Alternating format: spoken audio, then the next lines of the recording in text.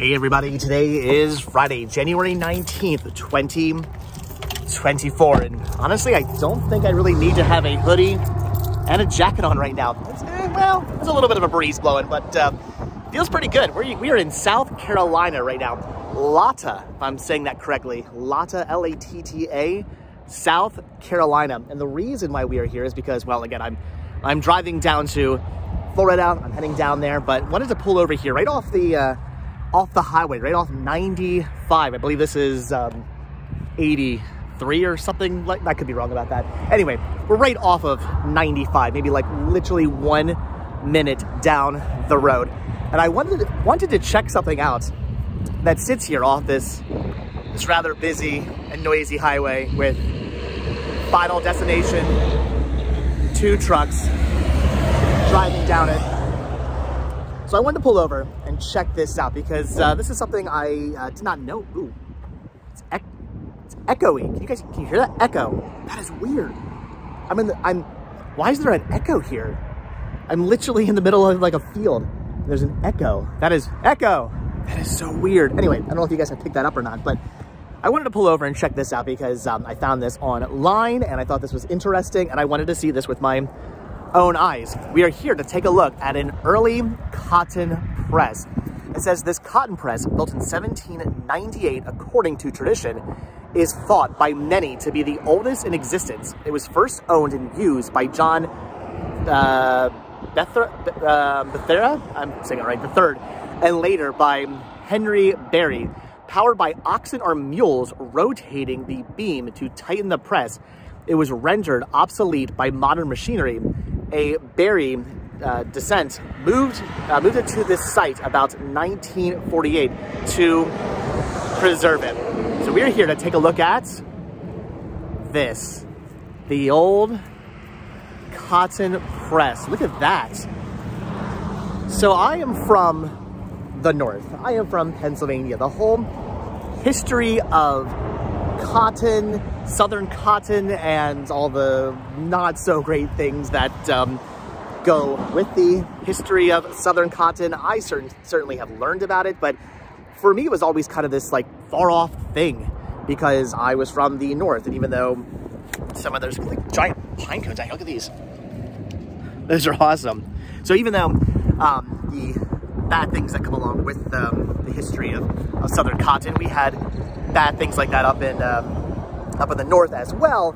So all that stuff just seemed like this big far off thing because that happened, like you think, oh, that happened way down south. That was a southern thing in all the southern states and whatnot. So cotton and all that stuff, it seems like this whole weird thing that just like wasn't something that really was up north and that we really don't have up there. It's a piece of history that, again, it's not that it did not exist, but it just didn't exist to the extent that it exists down here. So we don't really have that kind of history up there. So to see things like this, I still remember the first time I saw my first ever cotton field driving down south. I was driving down to Florida and I pulled over to use a restroom somewhere, and right next to the facility was a cotton field. And I had to go walk over and touch the cotton and look at it because I had never seen a cotton field before.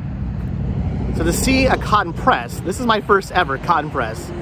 This is pretty interesting looking. So you can see there's these giants, I believe if I'm getting this correct, I want to say these right here, I think would have been attached to the mules or the oxen, and then they would walk in circles, causing the press to then turn. You can see the rather large screw looking thing in the middle there, which is really interesting because this is all made of wood, by the way. This is not, I mean, there's obviously bolts. These might be newer. I'd be willing to bet when this was built, there probably weren't big bolts with washers and nuts. It was probably just all made of wood. Maybe some old nails would have helped hold this thing together, but the crazy part is that it's all wood. That giant screw in the middle, it's not something that was pressed by a machine. It's not something that was cast in iron. That was all hand carved. This is pretty neat. So again, the ox or the mules would spin, would walk around here in a circle, pressing the screw down and down and down and down and down. into there and eventually making bales of cotton. That is really, really interesting.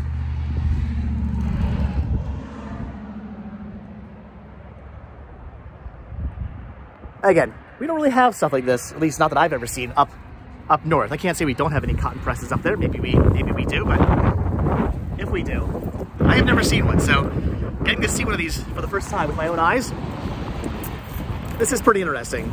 The more I walk around here, I'm actually kind of glad I decided to wear the hoodie and the jacket. The temperature is actually quite nice with the sun hitting me, but the breeze is a little intense. It is quite, I'm sure it's ruining the audio. The breeze out here is quite intense, which makes it a little chilly out here. It is nice though that I'm not completely freezing, that I can't actually see my breath. I am enjoying the fact that I'm getting further south, and the further south I get, the warmer it gets, which I'm definitely enjoying.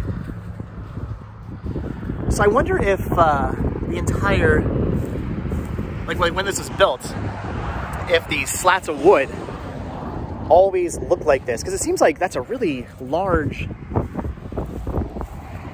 I don't know, piece of wood or whatever. It just seems like that's really big. You'd think they would just use, like, I don't know, like a long stick or something, or a big long branch, or just a tree trunk or something, something more like the equivalent of this just coming out. It's interesting the way this is designed with the slats, but maybe it was done that way to keep rain off it. Maybe whoever invented this and created this did so with the intent of, oh, it's going to rain, and we're going to want to keep the rain off it. I don't also see how they really move, so I guess they don't. Actually, the more I'm looking at this, yeah, that's permanent. Those aren't on hinges or anything, so these long arms, as you can see, they don't quite touch the ground. They come very close to the ground, but they don't fully reach. So I guess somehow this would have been hooked up to, again, the ox or the mule. You would think it would have to be higher off the ground or be able to rotate to make up for different height of the ox and or the mules, but I don't know. I'm not 100% sure how that operated, but they do seem to be permanently in place. So again, at one point, this thing spun around in circles, pressing down the cotton that was put into this little wooden box here. You can kind of see, I don't know if you can see inside there, sort of. You can see there's a press there. There you go, look at that. Sort of see inside there. So again, they would load the cotton into this box, and then the press would press it down into bales of cotton. You can also see, it looks like that's a door there. I was moving it a second ago. I was trying to get you guys a better look. So this is maybe like a door that opens. You see there's metal here. The other side might open as well. I'm not entirely sure, but we just press and press and press. So that cotton was pressed into a bale. Kind of like you see now out in the fields. You see hay bales out in fields. At least I do up north anyway. I see hay bales all the time. Sort of the same thing, but of course that's all done. It's all modernized now, all done with machinery, but back in the day, you wanted a bale of cotton, had to be created somehow, and they pressed it with one of these. An old cotton press. This is interesting. Looks like it's on private property as well, so I kind of feel weird being out here looking at this, but there's a little parking area off to the side with the historical marker, so I guess I don't mind you out here. But keep in mind that if you do come out here, it does appear to be on private property. That's somebody's house right over there. Look at the old, so you can see kind of like the old way this would have been put together. Look at the kind of shims in the wood, right up there. You can see they just put these slots, these like slats in the wood, and then kind of hammered sort of wooden stakes into them to hold them together. So that's probably more likely how this was built. when it was originally built. Again, not with bolts and nuts and washers. Probably, I'm thinking maybe not even with nails. I mean, they may have, I mean, they had nails back then, so it may have used nails, but probably was designed more to just be held up with wood. That is interesting. So I wanted to stop out here. Wanted to see this quickly. I'm stepping on pine cones again. There's these giant, very epic looking pine cones out here from the pine trees. Look at that. That is cool looking. I don't get to see pine cones like this too often up north. Again, we have pine cones like this up north, but I don't see them all that often. That's a cool looking pine cone. That is awesome.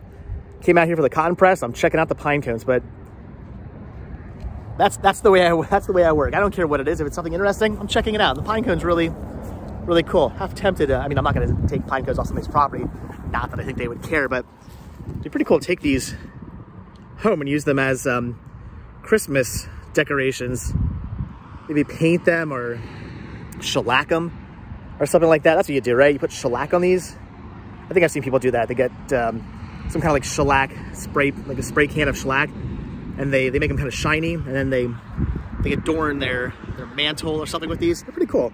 Tempting. I'm not going to. Again, I'm gonna leave it here for other pine trees to grow, but that's pretty cool. So, all right. Anyway, this is neat. This is awesome. Wanted to pull over. Wanted to check this out.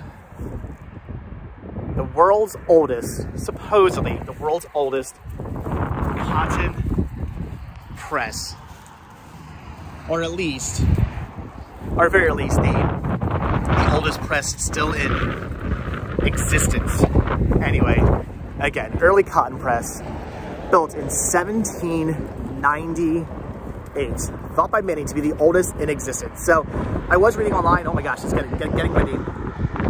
I did read online that some people were saying that this was like the first cotton press. Some people were saying the world's oldest. Some people were saying the oldest in existence. So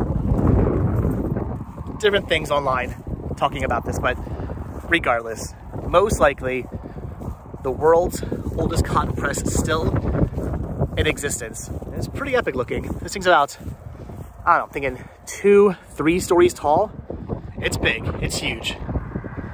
I saw photos of it online, but all the photos I saw were kind of just of it in the field, so I couldn't really grasp the scale of the press. And now that I'm out here and seeing that it's like 3 stories tall, it's pretty crazy. But again, you would need that. You would need it to be 3 stories tall. You would need it to be gigantic. You would need it to be big. There's oxen, the mules, spinning in circles, pressing that cotton down into hay bale, or into hay bales, into cotton bales that look like hay bales, but they're actually cotton bales. Pretty cool. All right, guys. Like I said, just wanted to check this out. The wind is definitely picking up. Still feels really good though. I'm not complaining. If I was at home right now in this wind, I'd be freezing to death. I'd be quite chilly right now. But honestly, with the jacket and the hoodie, in the sun, in the South Carolina sun, feels pretty good. Looking forward to continuing down south, where it's gonna get much warmer.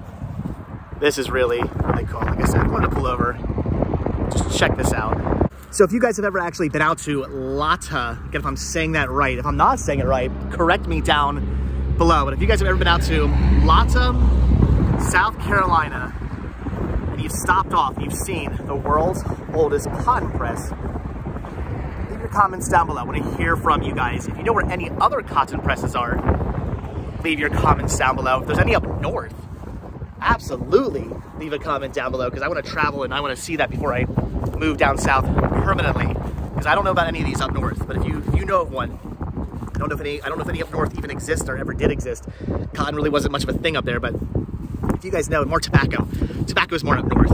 If you guys know of a cotton press up there, by all means leave your comments down below. Like I said, if you know of any other cotton presses that I can go visit, let me know.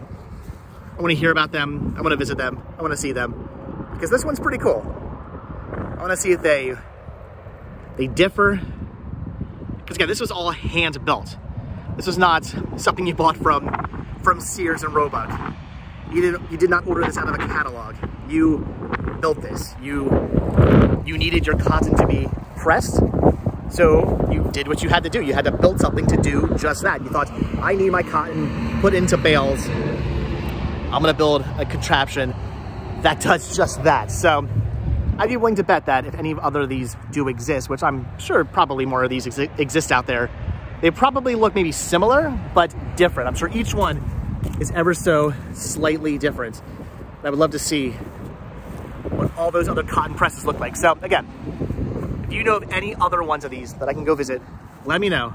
And I'll have to make my way out to them and see them. So if you're driving down Interstate 95 through South Carolina, south of the border was maybe 10 minutes down the road. So I'm sure most of you probably know where south of the border is. If you cross over from North Carolina into South Carolina on 95, you cross the amazing, the epic roadside attraction known as South of the Border. Highly recommend stopping off there if you haven't. Absolutely worth seeing. It's really cool. But if you have stopped off there multiple times, maybe you've been there 100 times like I have, you want to see something a little bit different, drive just simply like 10 minutes or so down the road, and then 1 minute off of the highway is this, something else to see. There's actually some, I think, Flying J truck stops, rest stops right down the road as well. Like you can see, kind of see the signs for them poking up way down there. They're literally 30 seconds down the road, right off of the exit. So if you need to use the restroom and you can hold it for a little bit, maybe don't stop off the south of the border. If you've already been there, maybe stop off of the Pilot or the Flying J or whatever's down there, and then drive down the road about 1 minute to see this, because this is pretty cool. But all right, guys, I've got a lot of driving to do. I'm gonna let you guys go. I'm gonna hop back into Vanabelle and continue, stand back in the sun, feels good. Continue my way down to Florida. I have about a 7 or so hour drive ahead of me. Knock on wood. I'm making really good time. I mean, really good time last night. Got all the way to almost the border of South Carolina, North Carolina. I was maybe the first, like the last rest area in North Carolina. So I had maybe like a half hour until I hit the border of North Carolina, South Carolina. So I made it really far last night, and I'm hoping to make some good time today and make it down there as quickly as possible, especially since I'll only be spending 1 day in Florida come Sunday morning. I'm hitting the road and heading back up north, back up to cold, miserable, disgusting Pennsylvania to once again get things ready, get the house ready to be sold, pack up Vanabelle again, and then in a couple of weeks, driving back down. So all right, guys, that's gonna do it. Again, Latta, if I'm saying that correctly, South Carolina. If you've been here, if you've seen this, leave your comments down below. And if you haven't, stop off, check this out. It is really neat. But again, I gotta hit the road, guys. I gotta hop back into the van and get driving. So as always, thank you guys so much for checking out this video. Be sure to hit the like button, hit the subscribe button. Check down below for links to Patreon. If you guys do become a patron, I will send you a postcard every single month from the road. Also check down below for a link to Spreadshirt, where you can grab yourself retro rest stop t-shirts.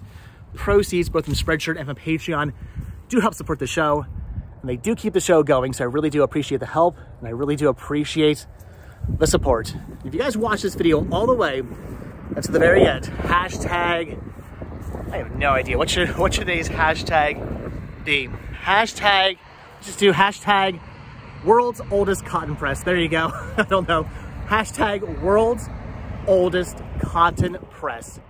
If you guys watch this video all the way until the very end, because that's what this is, supposedly. That is what this is. And it's pretty cool. It's pretty epic. I'm happy I pulled over to check this out. This is awesome. I'm digging this. I've never seen anything like this before. For me, this is a brand new experience. My first ever time seeing a cotton press. I love experiencing new things. I love seeing new things. And this is definitely new for me. I can now say I've seen a cotton press, possibly the world's oldest. All right, guys, that's gonna do it. So like I said, thanks for watching. Hit that like button, hit that subscribe button. And if you do hit that subscribe button, or you are subscribed, then I will see you guys in the next video. All right, thanks for watching. Have a good one, guys. Bye. I'm still out here. I've been walking around the press now for the last, I don't know, 10 or so minutes, taking photos for Instagram and for the YouTube thumbnail. And as I'm doing that, I'm constantly looking over here at these pine cones. I'm really tempted to take some of these back down to Florida and again, shellac them and use them as Christmas decor, Christmas decorations. I think that would be so awesome, but A, I feel weird taking pine cones off of this property. I know the owners probably would not care. I can't think of any reason why they would be upset if I were to take a couple of pine cones off their property. I know if I had a pine tree and somebody came along and took some pine cones for my yard, I really wouldn't care. There's literally hundreds and hundreds of pine cones all throughout the property here by these trees. So I'm assuming they probably really wouldn't care. They probably have to clean these up or rake these up every so often anyway. So I don't think they would really have any issues with that. But I still feel weird taking stuff off of somebody else's property, because who knows, maybe they actually use these. Maybe they shellac these and sell these. Or maybe they use them for, I don't know, can you burn pine cones? Maybe they, I don't know. Maybe they use these for something. And as such, I just feel weird taking stuff without actually asking for permission. So I'm not going to, but this is the wind blowing through the, can you hear that? The wind blowing through the pine cones. That's interesting. But anyway, all right. I'm eyeing these up. I'm thinking about it. I'm tempted, but I'm gonna pass. But man, it's pretty awesome hearing the wind kind of rattle around the pine cones. Yes, I know. Again, came out here to see a press, but I'm also fascinated by the pine cones, which I'm gonna leave. I'm not gonna take.